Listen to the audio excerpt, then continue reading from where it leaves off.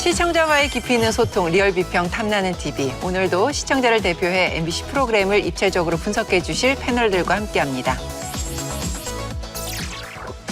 첫 코너는 한 주간 시청자들이 관심을 가졌던 MBC의 이슈들을 뽑아서 확인해보는 시청자 픽 시간입니다. 키워드 보실까요? 미용실, 수련회, 교육, 마지막 캠핑. 먼저 오늘은 수련회부터 확인해 보겠습니다. 학창 시절의 추억과 설렘이 전해지는 단어인데요. 어떤 방송에서 다뤘습니까? 7월 3일 방송된 나 혼자 산다 관련 키워드입니다. 이날은 제1회 무지개 학예 수련회 에피소드가 그려졌는데요. 각자 준비한 재료로 랜덤 비빔밥을 만들어 먹고 팀별 게임을 통해 팀워크를 다지는 시간을 가졌습니다. 제1회 무지개 학예 수련회. 중식에 우리가 랜덤 비빔밥 먹을 건데 그 항의하지 말고 각자 생각하는 재료 하나 가져오라는 거야. 무조건 그냥 고전으로 준비했어. 아, 고전? 제일 좋아. 열무김밥. 열무랑 또 잘 맞는 거예요. 역시! 꽃입니다. 식용꽃이요.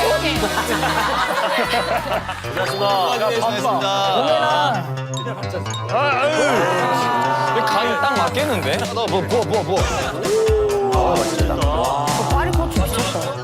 얘들아, 언제까지 한식으로 먹을 거야? 아니야. 물에 풀어주고 와요. 그래. 꼬리.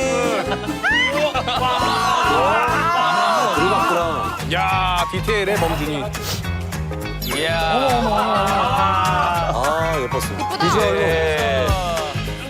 아, 뭔가 이렇게 약간 도란도란하게 참 먹는 거 좋은데. 저렇게 먹으면 맛있지. 와, 대호 형.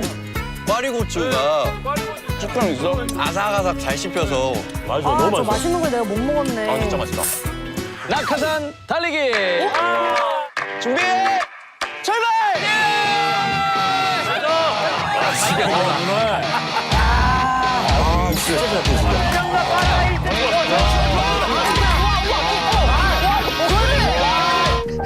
쟤는 이미 부상인데?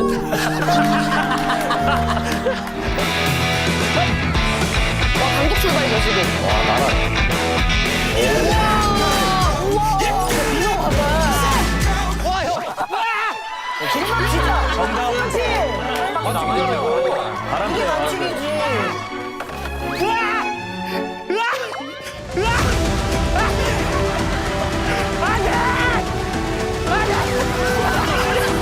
공주님!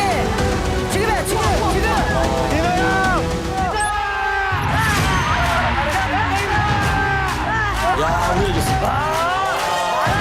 자, 다음 게임 가겠습니다.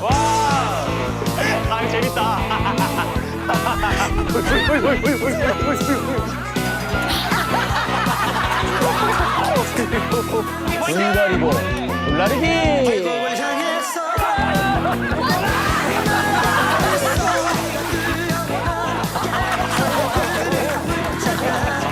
떨어지고 난리 났었어. 네, 이번 모임에서는 기존 멤버는 물론이고 신입 회원들까지 무려 13명이 모였습니다. 서로 다른 라이프 스타일의 무지개 회원들이 패밀리가 돼가는 그런 과정을 지켜보는 재미가 쏠쏠했던 것 같은데요. 시청자들 반응은요? 네, 댓글 준비했습니다. 나운산 학예 수련회 정말 옛날 기억도 많이 나고 진짜 재밌네요. 다들 엄청 웃긴 캐릭터들이 아닌데 모이니까 웃기다. 동심으로 돌아가 즐거워하는 친근한 모습이 가족 같은 분위기라 좋네요. 나운산 한 달에 한 번은 무지개 모임 해주세요. 간만에 폭소했네요. 무지개 회원들의 활약과 단체 특집에 대한 호평 등 다양한 반응이 이어졌습니다. 지난해 개최했던 가을 운동회 이후에 이렇게 많은 무지개 회원들이 뭉친 건 참 오랜만이었습니다.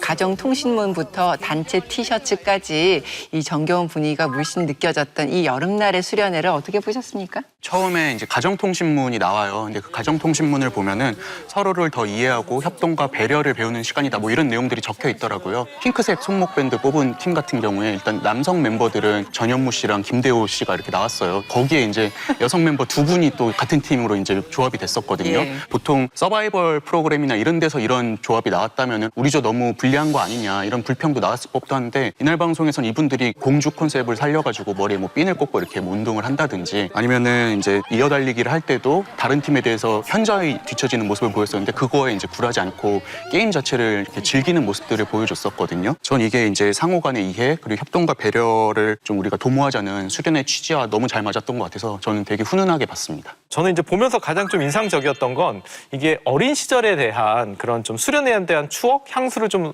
전략적으로 소환하고 있다는 생각이 들었어요. 가령 방에서 모여서 그냥 TV만 보고 있는데 막 깔깔거리면서 웃는 모습이라든지 그다음에 베개 싸움 하는 장면들 또 전현무 씨가 이제 구룡대에 올라가서 교장 선생님답게 이렇게 훈화하는 모습도 있었고 이게 어찌 보면 우리가 이런 단체 에피소드를 예능에서 다룰 때 시청자 입장에서는 공감하지 못하면 그들만이 가서 즐기고 온 거 아니야? 라는 생각이 들 수 있는데 그런 생각이 들지 않도록 좀 이런 향수나 추억을 참 잘 적재적소에 배치했다는 생각이 들고요. 다만 이제 저는 게임 구성 자체에 있어서는 좀 아쉬운 측면도 있었는데요. 이날 이제 전현무 씨가 얘기하기를 이번 수련회에서는 피지컬 게임하고 멘탈 게임으로 구성이 돼 있다라고 소개를 했는데 이날 대부분의 게임 분량은 낙하산 달리기로만 구성이 돼 있었어요. 기본적으로 운동신경이 좋은 분들이 유리할 수밖에 없잖아요.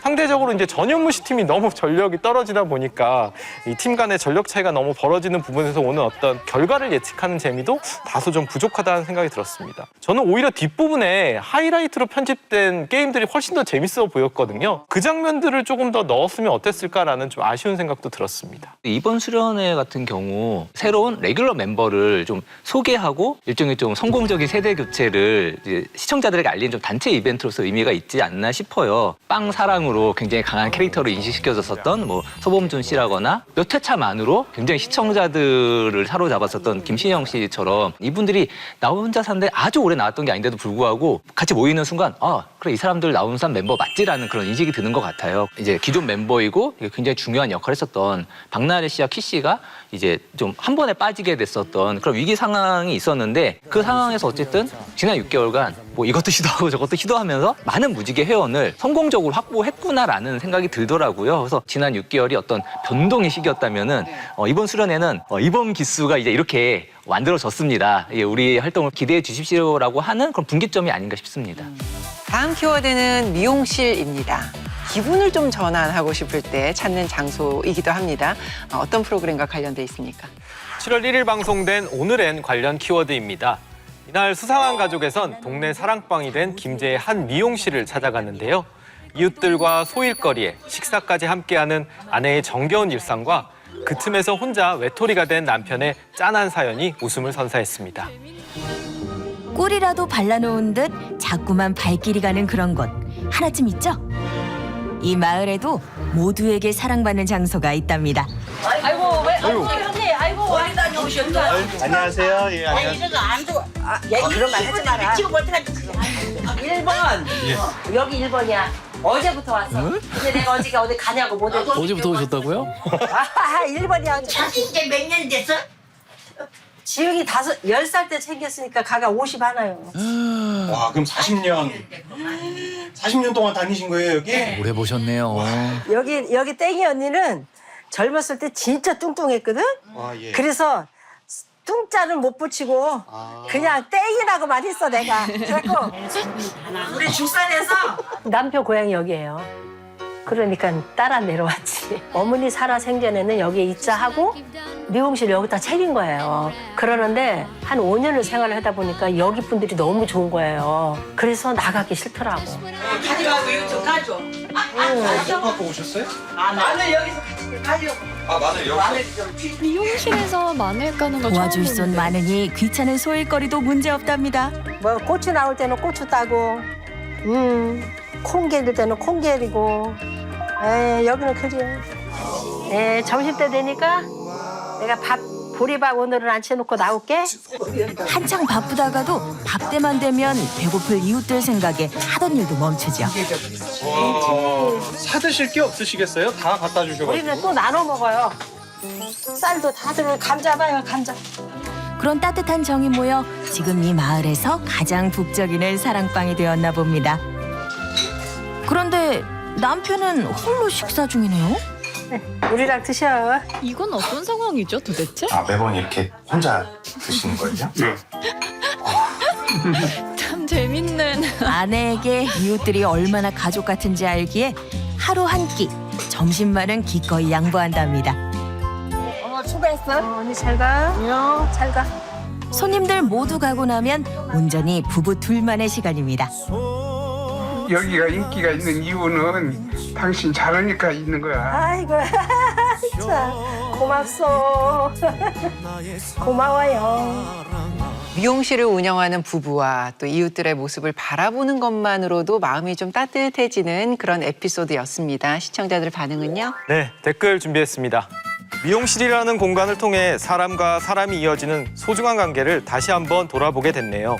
미용실 가족들의 특별하고 뭉클한 일상이 훈훈한 감동을 선사했습니다. 사람 사이의 관계를 조명해서 좋았다는 반응이 있었습니다. 사실 요즘 이런 정겨운 풍경을 좀 보기가 어려워졌잖아요. 이웃이라도 정을 많이 나누고 함께 살아가면 그 누구보다도 든든한 가족이 될 수도 있다는 그 사실을 다시 한번 보여주지 않았나 싶습니다. 이 미용사 부부와 사랑방 손님들의 이야기를 어떻게 보셨는지 궁금해요. 그동안 오늘에서는 지역 소멸 위기를 다양하게 다뤄왔죠. 굉장히 텅 빈 시골의 풍경이라든지 아니면 이런 문제의 심각성을 드러내고 또 개선책을 살펴보는 것처럼 여러 방면으로 다뤘는데 이번 수상한 가족 같은 경우에도 이 지역 소멸 위기를 좀 다른 결로 살펴봤던 것 같아요. 가령 사랑방과 이 노인정의 기능이 더해진 미용실에서 적적한 노인들이 모여서 이야기도 나누고 심지어 밥도 같이 먹고 위기의 상황이기는 하지만 여기서 살아가고 있는 사람들은 오늘도 이렇게 같이 힘을 모아서 살고 있다라는 것을 보여줬다라는 측면에서 의미가 있었고요. 업무 시간 동안에는 이제 아내분이 손님들과 식사하고 남편분은 좀 뒷전 같았어요. 그래서 혼자 식사하시는 모습에 좀 웃음이 나기도 했는데 이제 영업이 끝난 뒤에는 아내가 이제 단둘이서 남편의 머리를 잘라주면서 이제 하루를 마무리하는 모습이 훈훈한 마무리로도 손색이 없었고 한편에 완성도 높은 시트콤을 본 느낌이었습니다. 주인공께서 운영하시는 미용실이 그 지역 소멸 시대에 지역 공동체가 어떻게 대응하고 있는지를 굉장히 잘 보여줬던 것 같아요. 한 마을 주민분께서 이런 말씀을 하셨어요. 다 여럿이 하다가 혼자 한 게 그냥 다 가버렸어. 일곱 군데가 있었어. 야인데 쳐져서 다 가버리고. 근데 이제 이게 다르게 표현하면은 마을 주민들이 미용실을 갈 때 훨씬 더 먼 거리를 이동해야 된다는 뜻이잖아요. 아무래도 이제 고령층 분들도 많고 뭐 대중교통도 그렇게 많지 않을 테니까는 굉장히 좀 불편함이 있을 텐데 사장님께서 직접 차를 몰아가지고 고령의 단골 손님들을 모시러 다니는 모습들 전 굉장히 인상적으로 봤고요. 아무래도 미용실이랑 집이 붙어 있다 보니까는 은퇴하고 이제 집에 머무는 시간이 많은 그 남편분 입장에서는 미용실이 좀 사랑방처럼 된 게 좀 불편할 수도 있잖아요. 이런 싫은 그 기색 같은 거를 보이지 않고 불쑥 나타내셔서 막 청소도 돕고 이런 모습들 보여주셨거든요. 아내가 연고도 없이 이제 멀리 와가지고 나 때문에 좀 많이 외로웠겠다 이렇게 이해하는 모습들을 많이 보여주셨어요. 부부가 서로 응원하는 마음이 잘 전해졌던 것 같아서 훈훈하게 봤던 방송이었습니다.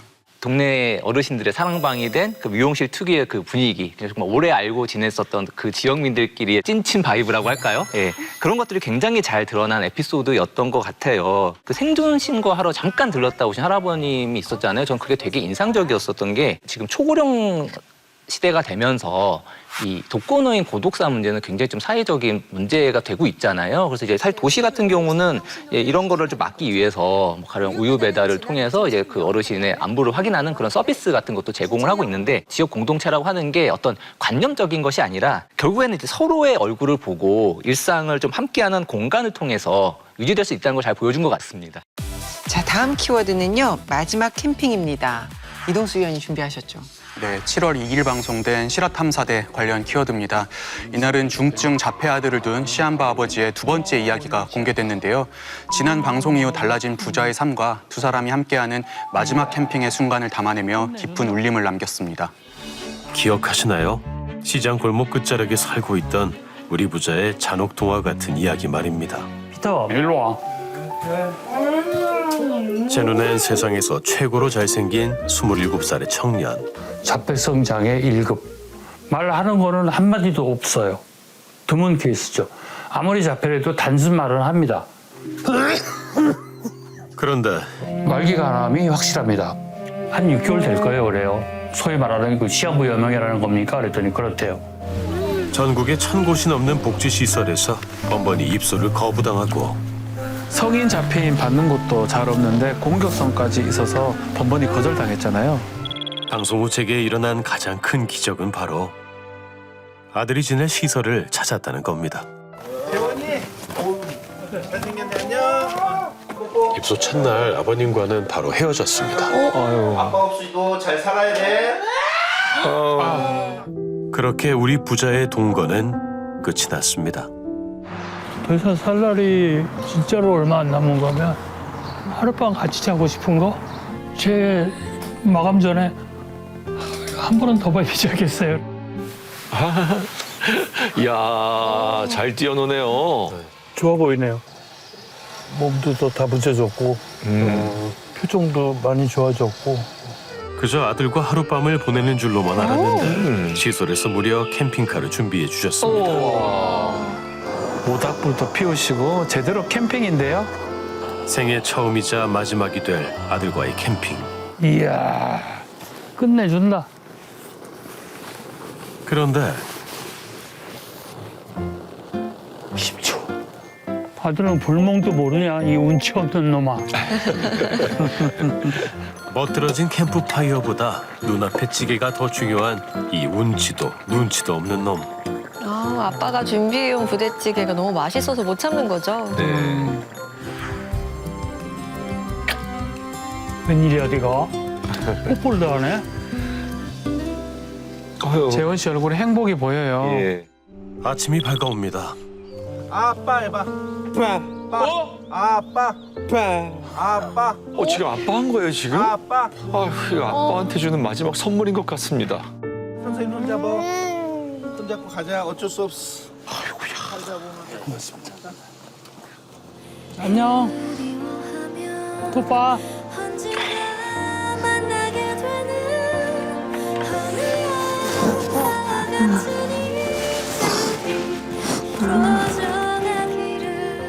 정말 이제는 한이 없다. 아들과 겪어볼 수 있는 가장 행복을 다 했다.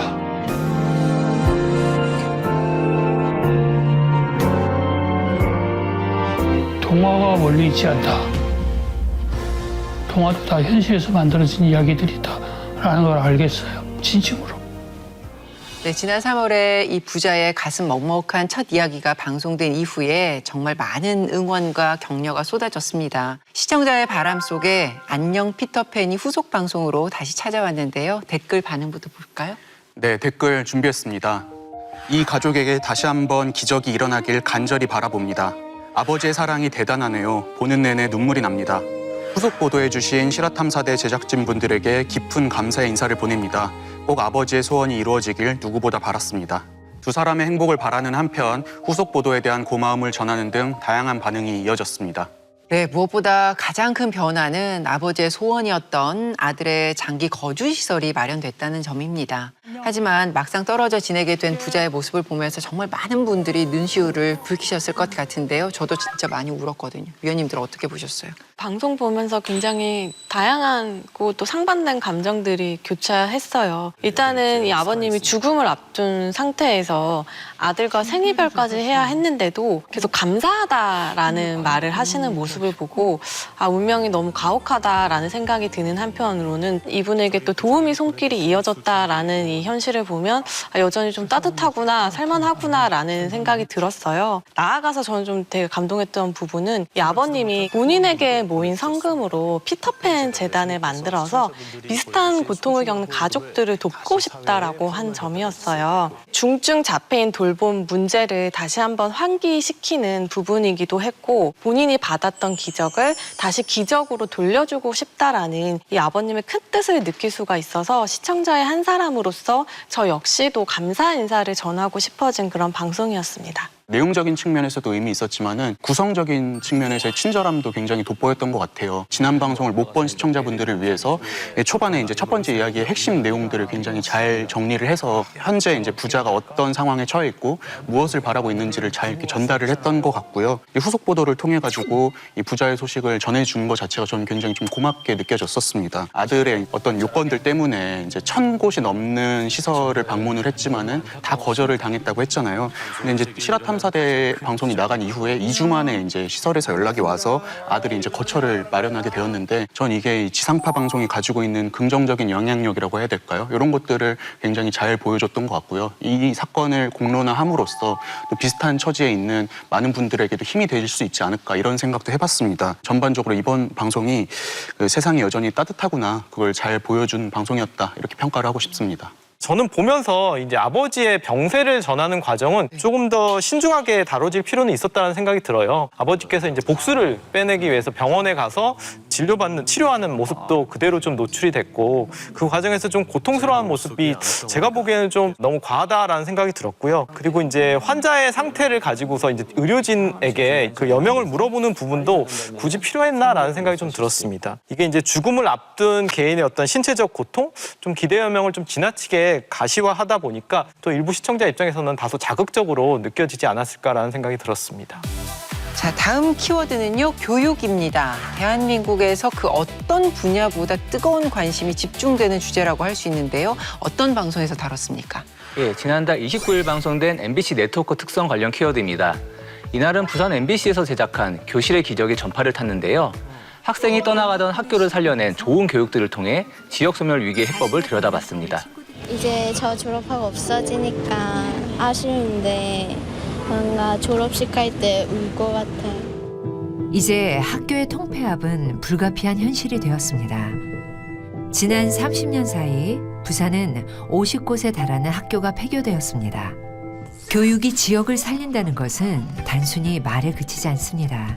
전국 여러 지역에서 시행 중인 다양한 교육 방법이 이를 증명하듯 실제 놀라운 변화를 가져왔습니다.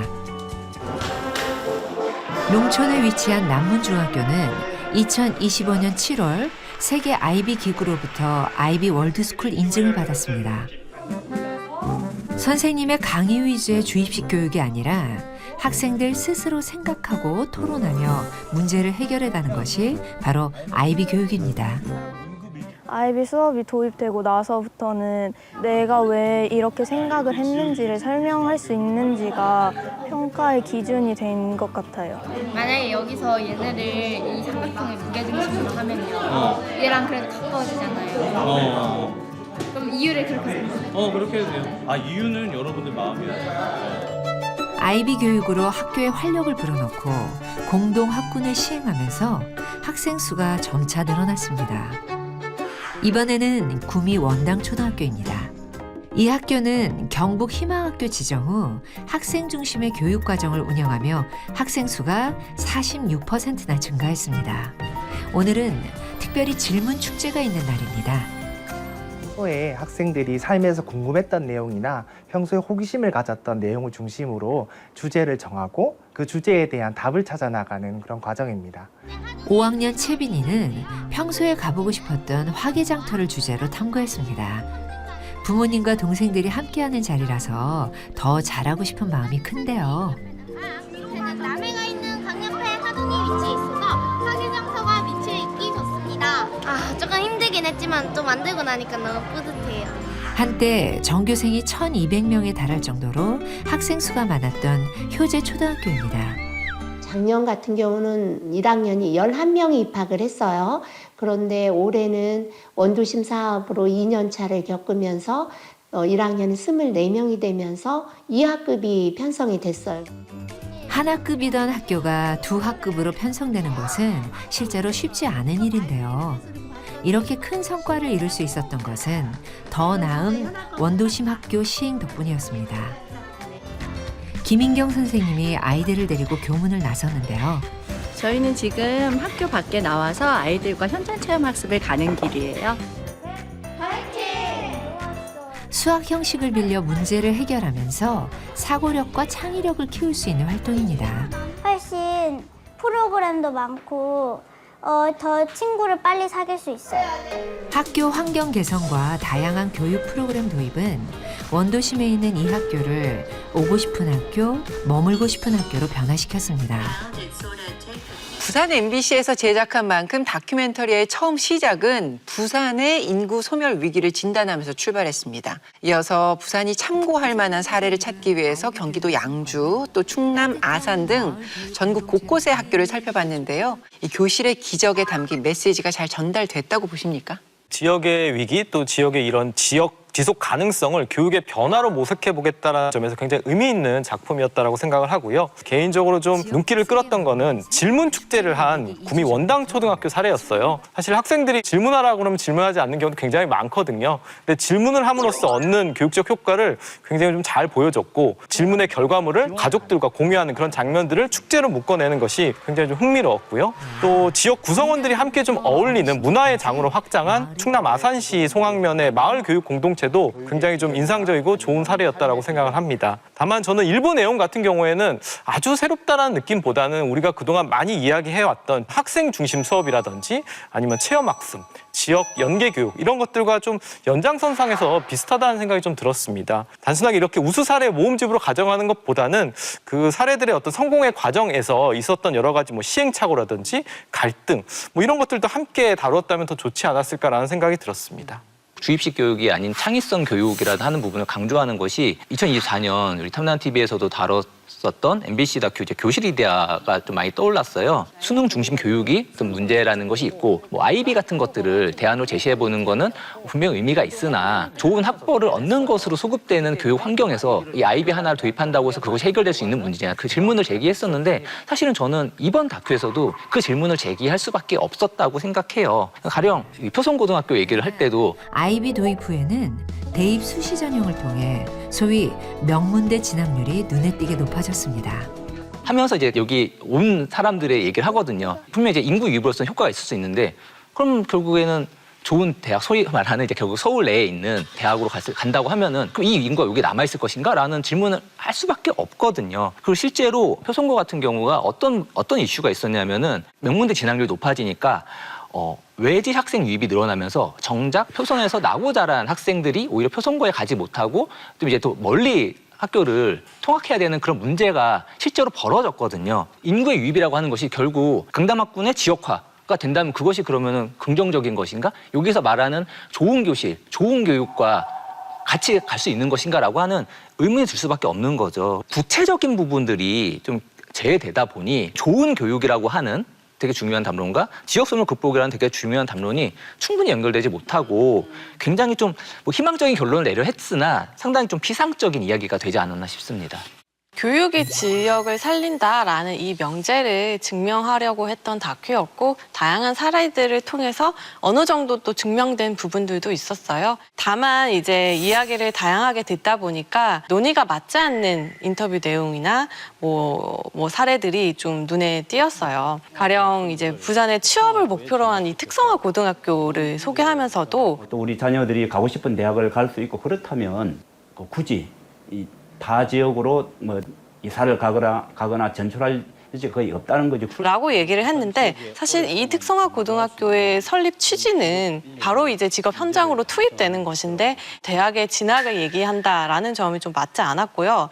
또 위근일 위원님 말씀하신 것처럼 이 아이비 학교를 둘러싸고 굉장히 다양한 쟁점들이 제기되고 있는 상황인데 무조건적으로 이렇게 장점을 나열하는 방식보다는 조금 더 구체적으로 접근했어야 되지 않나 싶습니다.